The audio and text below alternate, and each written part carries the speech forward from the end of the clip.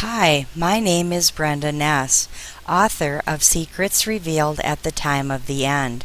I am reading and teaching my entire book on YouTube videos. This is the last chapter, chapter 16.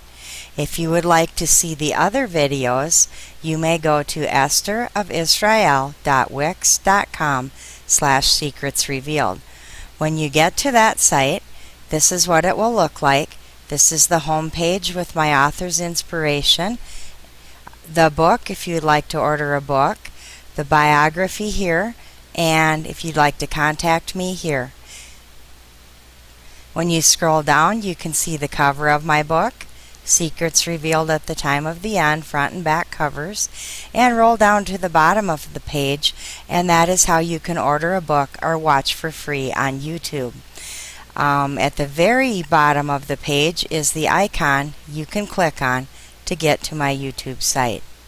When you get to my YouTube site, this is what you will find. A list of all the videos by chapter, and at the very beginning, the first videos I put on was the cover and the intro. They may be out of order. As people comment on each video, they jump out of order. And when you roll it up, there's all the chapters, 1 through 16. Some chapters have been divided in half. All right. Chapter 16, Enemies of Israel, a Minor and a Major Antichrist. There have been many antichrists of God and of Israel since creation. The minor and major antichrists that I am going to be describing in this chapter are two different anti-Christian leaders that will lead two different armies to attack and try to annihilate Israel in the last 7 years of this era. The first antichrist, the minor, is the Muslim leader who will attack Israel in an attempt to wipe them off the map. He, his armies, and his allies will be eliminated in what is called the first of 4 end times wars, which I have described, before the 7-year tribulation even begins. Afterwards, Israel will be free to expand their borders to the original promised land, tear down all the walls, and build the third temple on the mount, which will be cleared of all previous structures during the war. The major Antichrist, the one in which most of the end-time prophecies describe, the one who will actually be indwelt by Satan, will be revealed halfway through the 7 years. The beast, having 7 heads and 10 horns, will already exist and will begin putting things in place for the reign of the major Antichrist as soon as the peace treaty is signed right after the first war, in which the first Antichrist is taken out. The major Antichrist will actually lead 2 attacks against Israel and God's people, the second and third end-time wars. The second war is described in Ezekiel 38, which is to take place halfway through the 7-year tribulation, although the beast with 7 heads and 10 horns may be the front man. And the third war, the War of Armageddon, which is at the end of the 7 years. War of Ezekiel 38, Second End-Time War. Ezekiel 38, 1-23. The Lord spoke to me, "Mortal man," he said, "denounce Gog, chief ruler of the nations of Meshech and Tubal, in the land of Magog. Denounce him and tell him that I, the sovereign Lord, am his enemy. I will turn him around and put hooks in his jaws and drag him and all of his troops away. His army with its horses and uniformed riders is enormous, and every soldier carries a shield and is armed with a sword." The same color highlights throughout this chapter are about this same really large army. See pages 175 and 77 for my explanation of Gog and Magog. Troops from Persia, Ethiopia, and Libya are with him, and all have shields and helmets. All the fighting men of the land of Gomer and Beth Togarmah in the north are with him, and so are men from many other nations. Tell him to get ready and have all his troops ready at his command. After many years I will order him to invade a country where the people were brought back together from many nations, and have lived without fear of war. He will invade the mountains of Israel, which were desolate and deserted so long, but where all the people now live in safety. That obviously is not right now. Israel can defend itself, but they're not actually safe. It's kind of dangerous there. And it has been pretty much since they were reborn in 1948. Two key phrases that let us know that this is not the first war. It says, invade a country where the people were brought back together from many nations and have lived without fear of war, and where all the people now live in safety. As I previously explained, at the present time, there are still 10 tribes of Israel who need to return there, and Israel is not currently living without fear of war and in safety. He and his army and the many nations with him will attack like a storm and cover the land like a cloud. This is what the sovereign Lord says to Gog. When that time comes, you will start thinking up an evil plan. You will decide to invade a helpless country where the people live in peace and security in unwalled towns that have no defenses. You will plunder and loot the people who live in cities that were once in ruins. They have been gathered from the nations, and now they have livestock and property and live at the crossroads of the world. Israel will live in peace and security in unwalled towns that have no defenses after the first war. Once the enemy nations have been destroyed, Israel will be able to tear down the walls, and the greater exodus will begin, bringing the 10 tribes back. They have been gathered from the nations, and that has not happened yet. The people of Sheba and Dedan and the merchants from the towns of Spain will ask, have you assembled your army and attacked in order to loot and plunder? Do you intend to get silver and gold, livestock and property, and march off with all those spoils? So the sovereign Lord sent me to tell Gog what he was saying to him. Now while my people Israel live in security, you will set out to come from your place in the far north, leading a large powerful army of soldiers from many nations, all of them on horseback. Again, see same color highlights which talk about a very large and powerful army. Israel is not feeling secure in real time today. They have not torn down any walls and have not given up their defenses. To come from your place in the far north, the European Union, Roman Empire, is far north of Israel. You will attack my people Israel like a storm, moving across the land. When the time comes, I will send you to invade my land, in order to show the nations who I am, to show my holiness, by what I do through you. You are the one I was talking about long ago, when I announced through my servants the prophets of Israel, that in days to come I would bring someone to attack Israel. The sovereign Lord has spoken. You are the one I was talking about long ago, says this is the major Antichrist, indwelt by Satan, who has been around since creation. The sovereign Lord says, on the day when Gog invades Israel, I will become furious. I declare in the heat of my anger that on that day there will be a severe earthquake in the land of Israel. Every fish and bird, every animal, large and small, and every human being on the face of the earth will tremble for fear of me. Mountains will fall, cliffs will crumble, and every wall will collapse. I will terrify Gog with all sorts of calamities. I, the sovereign Lord, have spoken. His men will turn their swords against one another. I will punish him with disease and bloodshed. Torrents of rain and hail, together with fire and sulfur, will I pour down on him and his army, and on the many nations that are on his side. In this way I will show all the nations that I am great and that I am holy. They will know that I am the Lord. On that day is referring to the entire Great Tribulation. God has done this before, and he will do it again. This points out another reason why this is not the first war. The earthquake is mid-tribulation. The following verse is from Exodus, when God has done this before. 9:3 Behold, the hand of the Lord is upon thy cattle which is in the field, upon the horses, the asses, the camels, oxen, and upon the sheep. There shall be a very grievous murrain, which means pestilence. 9:9 And it shall become small dust in all the land of Egypt, and shall be a boil breaking forth with blains, the boils upon men and upon beasts throughout all the land of Egypt.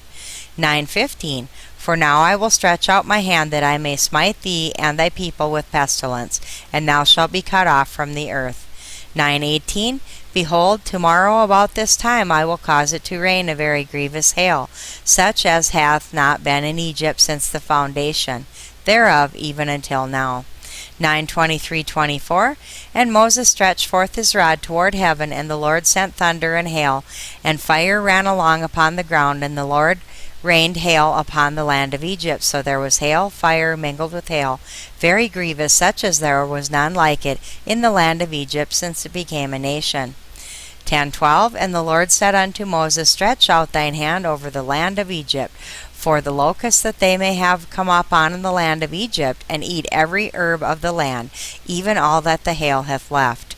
10:22 Moses stretched forth his hand toward heaven, and there was a thick darkness in all the land of Egypt for 3 days.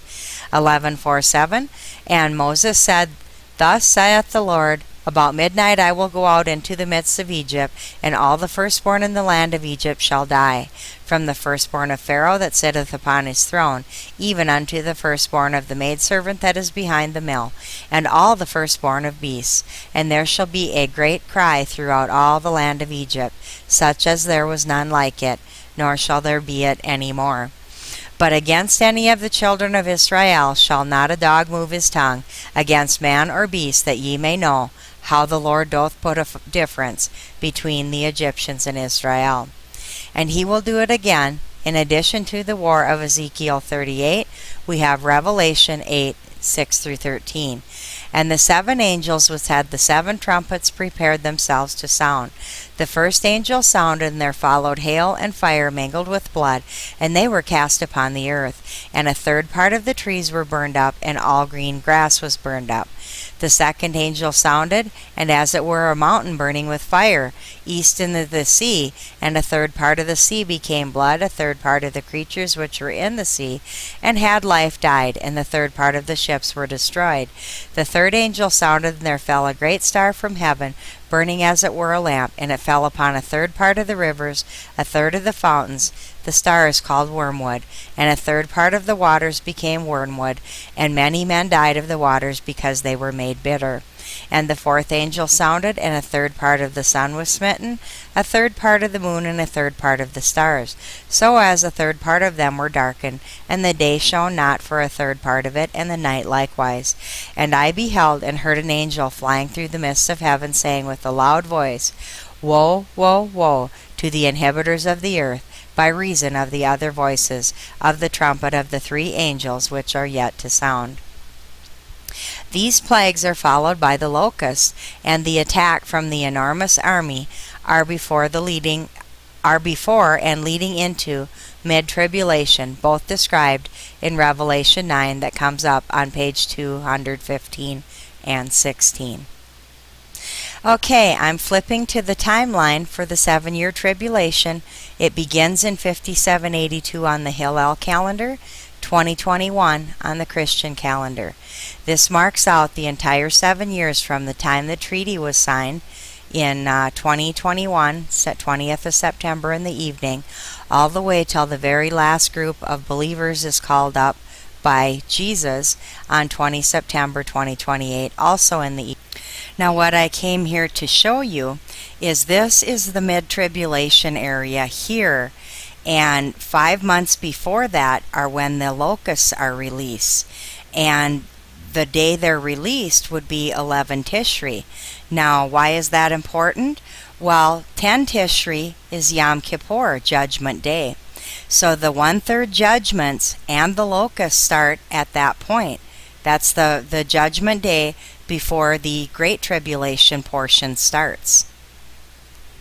War of Armageddon, the 3rd end-time war, end of the 7-year tribulation. Revelation 16:16-21. And he gathered them together into a place called in the Hebrew tongue Armageddon. And the 7th angel poured out his vial into the air, And there came a great voice out of the temple of heaven from the throne, saying, It is done. And there were voices, and thunders, and lightnings, and there was a great earthquake, such as was not since men were put upon the earth. So mighty an earthquake, and so great. And the great city was divided into 3 parts, and the cities of the nations fell, and great Babylon came into remembrance before God, to give unto her the cup of wine of the fierceness of his wrath. And every island fled away, the mountains were not found, and there fell upon men a great hail out of heaven, every stone about the weight of a talent, and men blasphemed God because of the plague of hail, for the plague thereof was exceedingly great. So this is the Antichrist and his army preparing for the final end-time war, which is now described in Revelation 19:11-21. And I saw heaven opened, and behold, a white horse, and he that sat upon him was called Faithful and True, and in righteousness he doth judge. So this is going to be the final Yom Kippur at the beginning of the millennial kingdom. He doth judge, Judgment Day, Yom Kippur. His eyes were a flame of fire, and on his head were many crowns, and he had a name written that no man knew but he himself. And he was clothed with a vesture dipped in blood, and his name is called the Word of God. And the armies which were in heaven followed him upon white horses, clothed in fine linen, white and clean. And out of his mouth goeth a sharp sword, that with it should smite the nations, and he shall rule them with a rod of iron. And he treadeth the winepress of the fierceness of the wrath of Almighty God, and he hath on his vesture on his thigh his name written, King of kings and Lord of lords. So the armies which followed him, that are clothed in fine white linen, that is the people who have passed Judgment Day. The final Judgment Day, remember, they get white linen when they pass. And the sword is the Word of God, which is the Old and New Testament, a double-edged sword.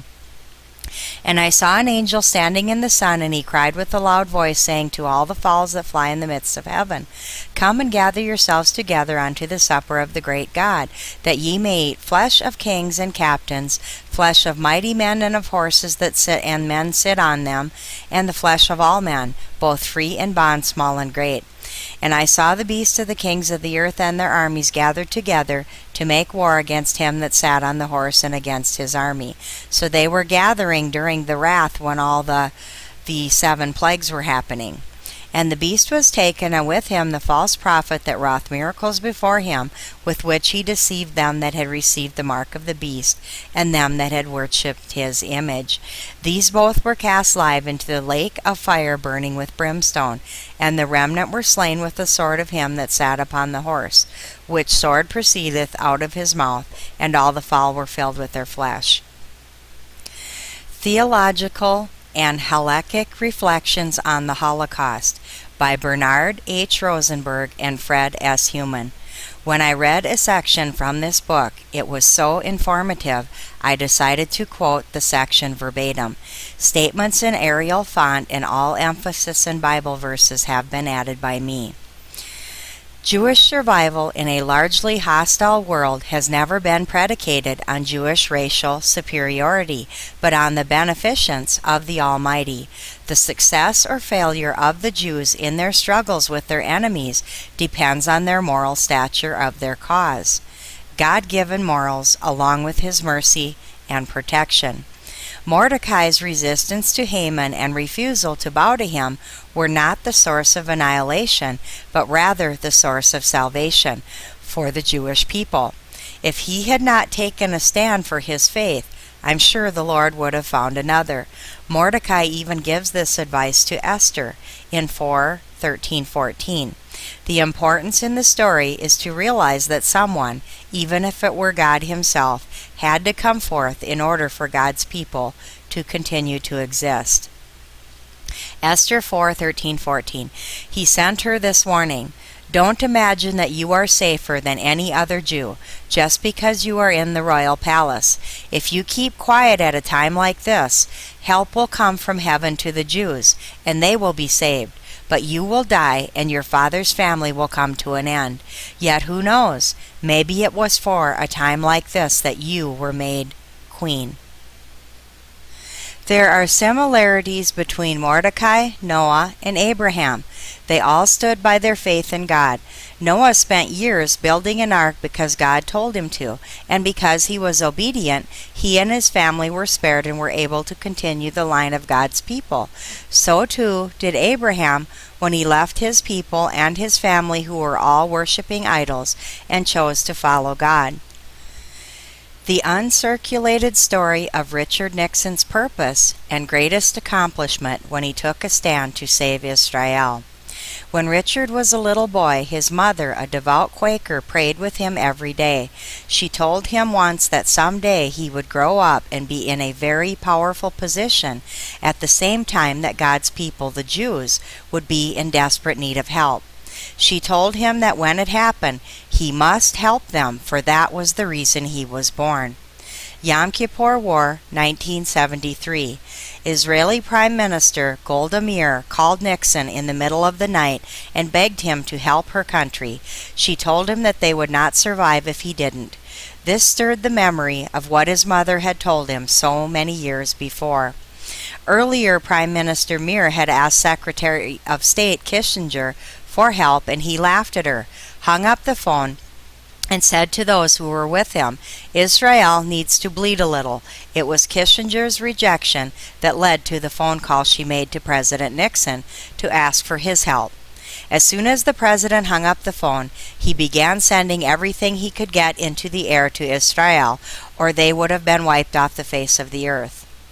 What an awesome achievement to actually accomplish the task that God created him for. I humble myself and earnestly pray to the Lord that I have the courage to accomplish the task that I was created for. I do have to disagree with the last part, though. They would have been wiped off the face of the earth. God is in charge. As Mordecai had told Esther, if you don't fulfill your purpose, someone else would be chosen. God would have saved them himself had Richard Nixon failed. When Israel takes a stand against the mandates of any member of the quartet, UN, EU, US, or Russia, it could trigger the start of the first Endtime war.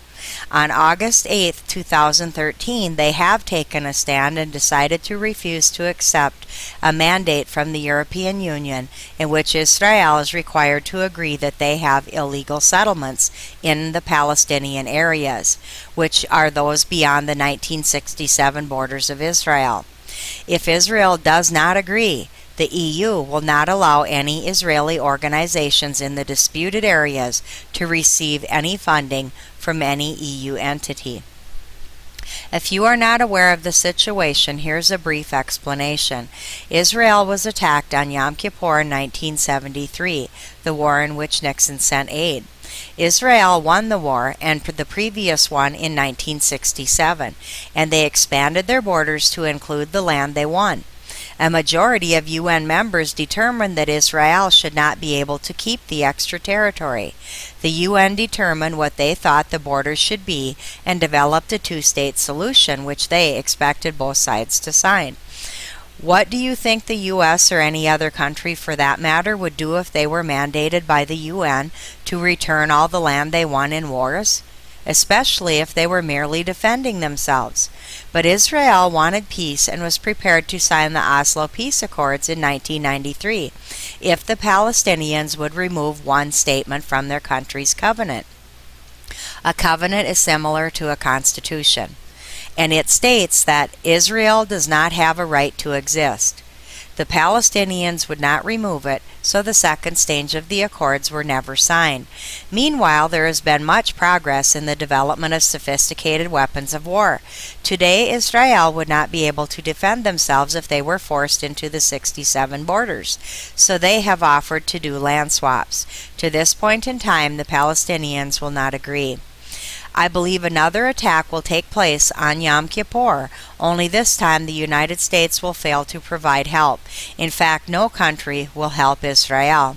God comes through when no one else will.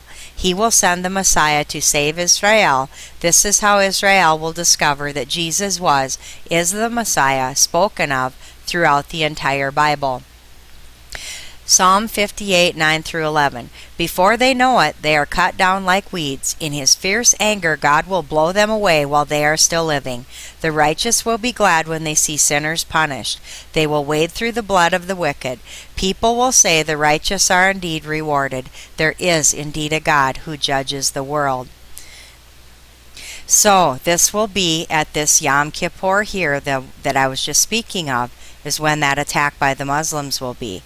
And then the 7-year tribulation will start a few days later when Israel signs a peace agreement with the rest of the world. Back to theological and halakhic reflections on the Holocaust. The war against Amalek is not only man's but God's. The throne of God is not complete until the evil of Amalek is eliminated. That is what this final 7-year tribulation and millennial reign of Christ is for. When both are ended, so will Satan, or Amalek, be ended. After the tribulation, Satan is chained and thrown into a pit for 1,000 years, then released for a short while to once more stir up Gog and Magog into attacking God's people.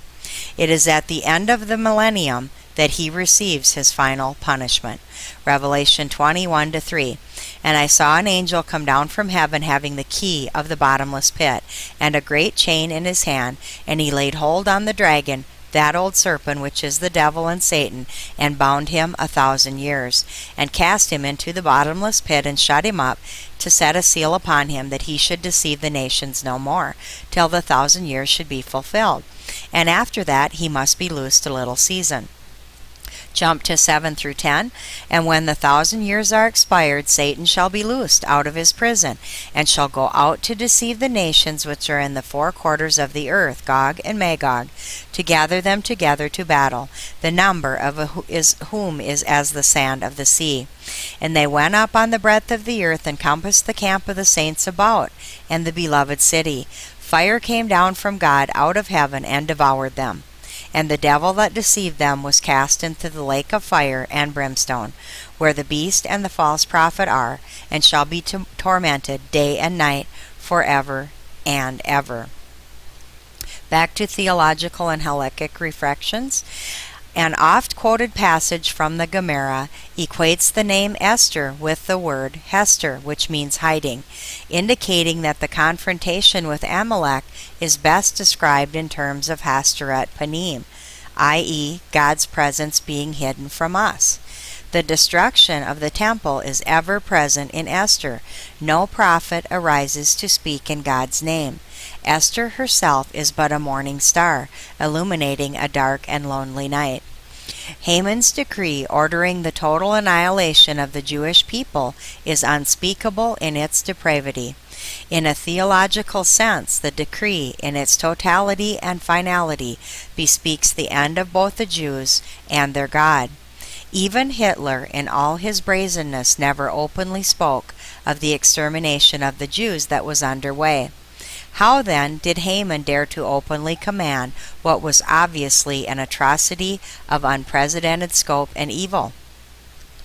Throughout the Bible, the function of the Gorel, or the lot, was to speak the unspeakable, to decide what no man may decide, whether the Gorel allotted the portion of every Israelite in the land of Canaan, or the guilt of Achan in violating the harem. It spoke that which was no man may speak. Particularly in the Yom Kippur service, the lot was the vehicle to express the otherwise inexpressible.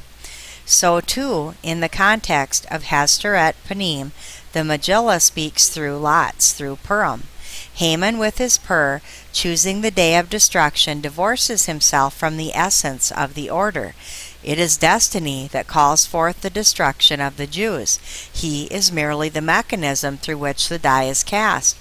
So too, Eichmann in Jerusalem explained that he had merely been the tool of destiny, a destiny which doomed 6 million Jews. And now I go to God, Purim Fest 1946. These were the last words shouted out by Julius Streicher, who was one of the 10 who were sentenced to hang in October of 1946 in the Nuremberg, Germany trials for horrific crimes against the Jews during the Holocaust. One committed suicide. Stryker was destined to say these words so that the Jewish people could find the link to Haman's 10 sons in the Bible book of Esther. Review Hidden Purim Message starts toward the bottom of page 160 through 163. The Antichrist will be revealed on the day in which Haman had intended the death of the Jews. He will bring an army to Jerusalem to try and finish what Haman was unable to achieve. The day is called Ta'anit Esther, a special fast day for the Jewish people. It is normally held on the 13th day of the 12th month. Esther 8:11-12, wherein the king granted the Jews which were in every city to gather themselves together, and to stand for their life, to destroy, to slay, and to cause to perish all the power of the people and province that would assault them, both little ones and women, and to take the spoil of them for a prey. Upon one day in all the provinces of King Ahasuerus, namely upon the 13th day of the 12th month, which is the month of Adar. There are many reasons that I believe this will be the day the Antichrist is revealed. He portrays another Amalek, the same as Haman. Notice the upon one day, and namely upon the 13th day of the 12th month, which is the month of Adar. It seems to make note of this important day. Choosing this day also makes sense if you notice how angry Haman was in Esther 3:5-6, and how he cast lots to find a specific day in verse 7. Haman was furious when he realized that Mordecai was not going to kneel and bow to him, and when he learned that Mordecai was a Jew, he decided to more than punish Mordecai alone. He made plans to kill every Jew in the whole Persian Empire. Esther 3:7, in the 12th year of King Xerxes' rule in the first month, the month of Nisan, Haman ordered the lot to be cast, Purim they were called, to find out the right day and month to carry out his plot. The 13th day of the 12th month, the month of Adar, was decided on. Now study the care in which John points out a specific day in Revelation 9 when describing the Antichrist's army, which were prepared for an hour and a day and a month and a year. And lastly, it fits perfectly into the examples of the 7-year tribulation timeline shown on page 81. Revelation 9:13-20. And the sixth angel sounded, and I heard a voice from the 4 horns of the golden altar which is before God, saying to the sixth angel which has the trumpet, Loose the 4 angels which are bound in the great river Euphrates. And the 4 angels were loosed which were prepared for an hour and a day and a month and a year, to slay a third part of men. And the number of the army of the horsemen was 200,000, and I heard the number of them, and thus I saw the horses in the vision, and them that sat on them, having breastplates of fire, of jaspis and brimstone, and the heads of the horses were as heads of lions, and out of their mouths issued fire and smoke and brimstone. By these 3 was the third part of men killed, by the fire, the smoke, and the brimstone, which issued out of their mouths. For their power is in the mouth and their tails. For their tails were like unto serpents, and had heads with them, they do hurt. And the rest of the men which were not killed by these plagues, yet repented not of the works of their hands, that they should not worship devils and idols of gold and silver and brass and stone and wood, which neither can see nor hear nor walk. Neither repented they of their murders or sorceries or fornication, nor of their thefts. Don't let the term angel fool you into thinking all angels are good. These 4 angels are evil angels, and that is why they are bound, which means they are chained up so they couldn't get loose until this certain day, compared to Satan being bound in chains for 1,000 years. The 5 months of the locust attacks, which are described in the first half of Revelation chapter 9, begin as a result of judgment, the day after Yom Kippur, and happen before the army attacks. The locust plague ends on Ta'anit Esther, which is 13 Adar, 5 months later. Then the army attacks, keeping the verses within the chapter in perfect order that they were written in. Revelation 9, 1-12. And the fifth angel sounded, and I saw a star fall from heaven unto the earth, and to him was given the key to the bottomless pit. And he opened the pit, and there arose smoke out of the pit as the smoke of a great furnace, and the sun and the air were darkened by reason of the smoke of the pit. And there came out of the smoke locusts upon the earth, and unto them was given power, as the scorpions of the earth have power. And it was commanded them that they should not hurt the grass of the earth, neither any green thing, neither any tree, but only those men which have not the seal of God on their foreheads.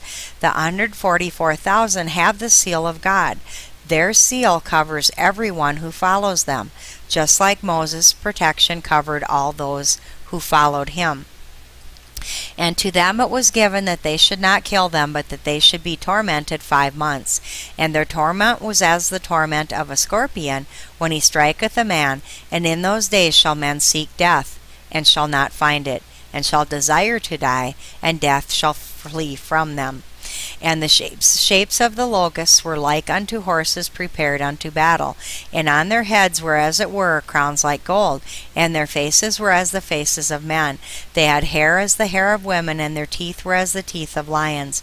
They had breastplates as it were breastplates of iron, and the sound of their wings was the sound of chariots, of many horses running to battle. Why did they have crowns of gold? Maybe because they are the angels who were cast from heaven with Satan. They kept their crowns instead of laying them at the feet of the Messiah. And they had tails like unto scorpions, and there were stings in their tails, and their power was to hurt men for 5 months. And they had a king over them, which is the angel of the bottomless pit, whose name in Hebrew tongue is Abaddon, but in the Greek tongue has his name Apollyon. One woe is past, and behold, there come 2 more woes hereafter. Satan is cast from heaven on Yom Kippur, Judgment Day, into the bottomless pit, from which he controls the locust attack. The angels that were cast out with him became the locust. When he ascends from the bottomless pit, he indwells the Antichrist, who then kills the witnesses. Revelation 12, 7-9. And there was a war in heaven. Michael and his angels fought against the dragon, and the dragon fought and his angels, and prevailed not, neither was their place found any more in heaven. And the great dragon was cast out, that old serpent called the devil and Satan, which deceives the whole world. He was cast out unto the earth, and his angels were cast out with him. Revelation 11:7. And when they shall have finished their testimony, the 144,000 witnesses, the beast that ascended out of the bottomless pit, shall make war against them, and shall overcome them and kill them. So this again is what I'm talking about. On Judgment Day, 10 Tishri of this year here that's coming into the halfway point through the 7 years, 13 Adar 5785 is the end of the 5 months. So the locusts are, and which are the 1/3 part of the angels, and Satan are kicked out of heaven on this day here. And then the locusts swarm the earth for 5 months, stinging non-believers and believers that did not obey the witnesses. It is like the last warning that God is giving them, that they need to get to Israel so that they can go into the protected wilderness right here. Okay, I'm going to stop halfway through this chapter at this point, and God bless you today and every day, and please join me for the second half of this chapter. Thank you.